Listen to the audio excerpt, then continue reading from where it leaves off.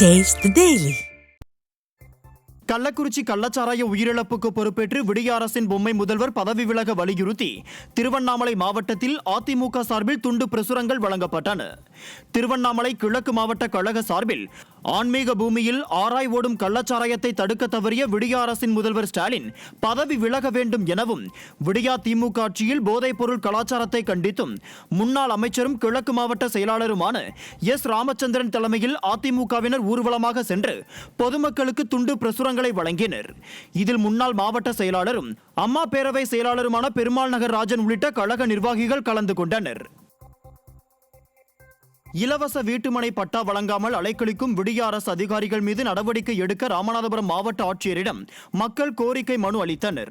RS மங்கலம் பகுதியில் வறுமை கோட்டிற்கு கீழே சுமார் 100 குடும்பங்கள் வசித்து வருகின்றனர்.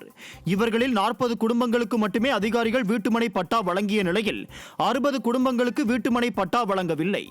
இதனையடுத்து அதிகாரிகள் மீது உரிய நடவடிக்கை எடுக்க கோரி மாவட்ட ஆட்சியர் அலுவலகத்தில் மக்கள் குறைதீர் கூட்டத்தில் கோரிக்கை மனுவினை அளித்தனர். திண்டுக்கல் மாவட்டம் வேடசந்தூர் அருகே காவிரி கூட்டு குடிநீர் குழாய் உடைந்து தண்ணீர் ஆறு போல பெருக்கெடுத்து ஓடி வீணானது. வேடசந்தூர் அருகே உள்ள சீத்தமரம் நாள்ரோடு பகுதியில் திடீரென காவிரி கூட்டு குடிநீர் குழாயில் உடைப்பு ஏற்பட்டு தண்ணீர் பொங்கி ஆறு போல பெருக்கெடுத்து ஓடியது. இதனால் இப்பகுதியில் குடிநீர் தட்டுப்பாடு ஏற்படும் அபாயம் உள்ளதாக அப்பகுதி மக்கள் குற்றம் சாட்டியுள்ளனர். விடியா திமுக ஆட்சியில் அதிகாரிகளின் அலட்சியத்தால் குடிநீர் வீணான சம்பவம் பொதுமக்களிடையே அதிருப்தியை ஏற்படுத்தியுள்ளது. தஞ்சை மாவட்டம் பட்டுக்கோட்டை அருகே அடிப்படை வசதிகளை செய்து தர கூறி அப்பகுதி மக்கள் சாலை மறியலில் ஈடுபட்டதால் போக்குவரத்து பாதிக்கப்பட்டது. இங்குள்ள இடையாத்தி கிராமத்தின் பசுக்காரன் தெருவில் இருந்து பஞ்சுக்காரன் தெரு வரை உள்ள சாலை மிகவும் பழுதடைந்து காணப்படுகிறது. 25 ஆண்டுகளுக்கு முன் போடப்பட்ட இந்த சாலையில்தான் பள்ளி வாகனங்களும் பள்ளி குழந்தைகளும் நடந்து செல்கின்றனர். சாலையின் ஆக்கிரமிப்புகளை அகற்றி மேடு பள்ளம் இன்றி சரி செய்து தர வேண்டும், மேல்நிலை தொட்டி அமைத்து தர வேண்டும், குடிநீர் வசதி ஏற்படுத்தி தர வேண்டும் என்பவை உள்பட பல்வேறு கோரிக்கைகளை வலியுறுத்தி கிராமத்தினர் சாலை மறியல் போராட்டத்தில் ஈடுபட்டனர். நீலகிரி மாவட்டம் கூடலூர் மற்றும் அதனை சுற்றியுள்ள பகுதியில் கனமழை பெய்து வருவதால் மக்களின் இயல்பு வாழ்க்கை பாதிக்கப்பட்டுள்ளது. இடைவிடாது பெய்து வரும் மழையின் காரணமாக கடும் குளிர் நிலவி வருவதால் அனைத்து தரப்பு மக்களின் இயல்பு வாழ்க்கை முற்றிலுமாக பாதிக்கப்பட்டுள்ளது. வாகன ஓட்டிகள், பொதுமக்கள், தேயிலை தோட்டங்களில் பணிக்கு சென்று வருபவர்கள் மிகவும் சிரமத்திற்கு ஆளாகினர். தருமபுரி மாவட்டம் ஒகேனக்கல் காவிரி ஆற்றில் சுமார் 4 மாதங்களுக்கு பின்பு நீர்வரத்து அதிகரித்துள்ளது. காவிரி நீர்பிடிப்பு பகுதிகளில் பருவமழை தீவிரமடைந்துள்ளதால் கர்நாடக மாநிலத்தில் உள்ள கபினி, கிருஷ்ணராஜசாகர் உள்ளிட்ட அணைகளுக்கு நீர்வரத்து தொடர்ந்து அதிகரித்து வருகிறது. இதையடுத்து கபினி மற்றும் கிருஷ்ணராஜசாகர் அணைகளிலிருந்து திறந்துவிடப்பட்ட சுமார் 25,556 கன அடி நீர் தமிழக எல்லையான பிலிகுண்டுலுவுக்கு வந்தடைந்தது. இதனால் ஆற்றில் நீர்வரத்து அதிகரித்துள்ளதால் ஒகேனக்கல் பிரதான அருவி, மெயின் அருவி உள்ளிட்ட அருவிகளிலும் நீர்வரத்து அதிகரித்துள்ளது. மேட்டூர் அணைக்கு வரும் நீரின் அளவு வினாடிக்கு 5,054 கன அடியாக அதிகரித்துள்ளது. இதன் காரணமாக அணையிலிருந்து குடிநீர் தேவைக்காக வினாடிக்கு 1000 கன அடி தண்ணீர் வெளியேற்றப்படுகிறது. மேட்டூர் அணையின் நீர்மட்டம் நேற்று 43.22 அடியில் இருந்த நிலையில் இன்று 43.83 அடியாக உயர்ந்துள்ளது. நீர் இருப்பு 14.14 TMC-யாக உள்ளது. கோவை மாவட்டம் பொள்ளாச்சி அடுத்துள்ள கவி அருவியில் வெள்ளப்பெருக்கு ஏற்பட்டதால் சுற்றுலாப் பயணிகள் குளிப்பதற்கு வனத்துறையினர் தடை விதித்திருக்கின்றனர். ஆழியார் அணைக்கு வரக்கூடிய நீரானது கவி அருவி வழியாக வருவது வழக்கம். தென்மேற்கு பருவமழையின் தீவிரத்தாலும் காற்றின் மாறுபாடு காரணமாக மழை பெய்வதாலும் கவி அருவியில் தொடர்ந்து 3வது நாளாக வெள்ளப்பெருக்கு ஏற்பட்டுள்ளது. இதனால் சுற்றுலாப் பயணிகள் ஏமாற்றத்துடன் திரும்பிச் செல்கின்றனர். இதனிடையே வெள்ளப்பெருக்கு குறைந்தவுடன் கவி அருவி மீண்டும் திறக்கப்படும் என வனத்துறையினர் தெரிவித்தனர்.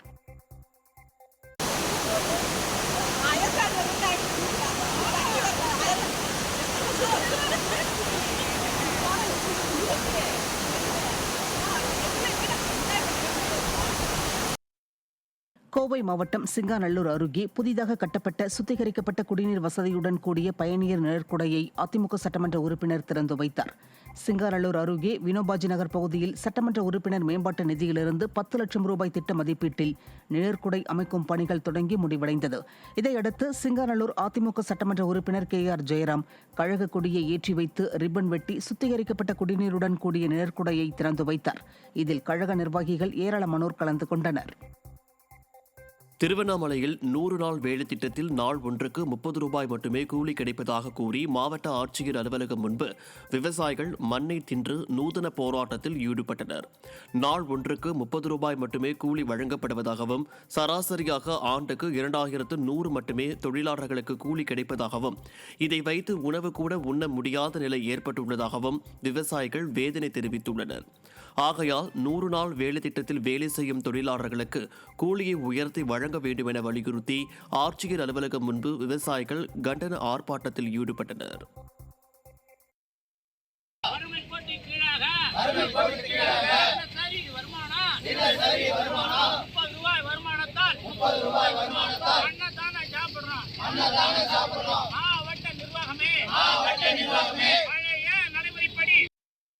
வேலையில 30 ரூபாய் தர்றாங்க. அதனால் நாங்கள் மண்ணை தேண்டி வேண்டிய நிலைக்கு செல்கிறோம். அதுபோல தங்கம் தென்னரசு அவர்கள் தனிநபர் வருமானம் 1,70,70,000 ரூபாய் உயர்ந்து இருக்கிறதாக சொல்றாரு. 4 பேர் குடும்பம் 6,80,000 ரூபாய் 6,40,000 ரூபாய் சொல்றாரு. எங்க வருமானம் ஒரு நாளைக்கு 30 ரூபாய்னா ஒரு மாசத்துக்கு 30 நாள் எத்தனை நாள் வேலை தராங்க? 6 நாள் வந்து பார்த்தா 150 ரூபாய்.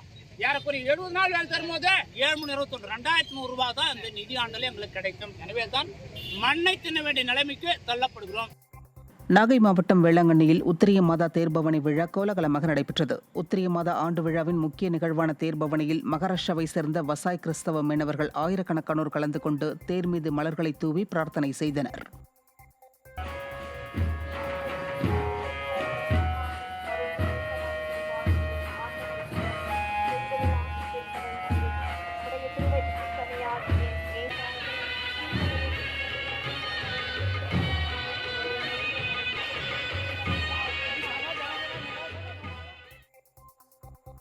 தூத்துக்குடியின் மையப்பகுதியில் அமைக்கப்பட்டிருந்த இரும்பாலான போக்குவரத்து கம்பம் திடீரென சரிந்து விழுந்ததால் பரபரப்பு நிலவியது.